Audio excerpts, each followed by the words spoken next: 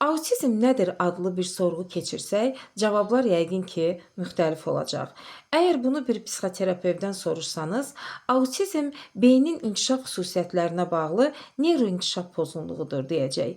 Bir dietoloqdan soruşsanız, neyroiltihabi xəstəlikdir deyəcək. Başqa bir həkim autoimmun xəstəlikdir deyəcək. Digəri genetik xəstəlikdir deyəcək. Əgər bunu bir pedaqoqdan soruşsanız, sosiallaşmada və ünsiyyətdə çətinlikdir deyəcək. Sizcə, autizmli evlad böyüdən ana bu suala necə cavab verər? Böyük ehtimalla belə deyəcək. Autizm bir dəhşətdir. Bir bəladır, bir müsibətdir ki, biz də düşmüşük onun içinə. Autizmli evlad böyüdən ana çünki reallıqdan danışır. Digərləri isə nəzəriyyədən.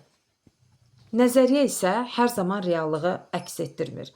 Bir il bundan öncə Autizm Maarifləndirmə günündə bir seminardaydıq və orada autizmli evladı olan bir həkim xanım çıxışında belə bir söz dedi. Dedi, əgər autizmi fərqlilik, sindrom adlandırırsınızsa, yəni bu cür asanlıqla fərqlilikdir deyirsinizsə, çox demirəm. Bircə gün autizmli uşaqla bir evdə yaşayın.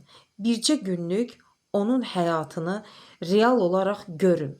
Ondan sonra görüm bu cür asanlıqla fərqlilikdir, sindromdur deyə biləcəksinizmi? Daha sonra pəhriz və təlimin köməyi ilə oğlunun autizmdən çıxdığını sevinclə qeyd etdi. Pəhrizi hərfi mənası ilə başa düşənlər üçün növbəti paylaşımda geniş açıqlama verəcəm və pəhrizin yalnız qidaya aid olmadığını o paylaşımda geniş şəkildə müzakirə edəcəyik.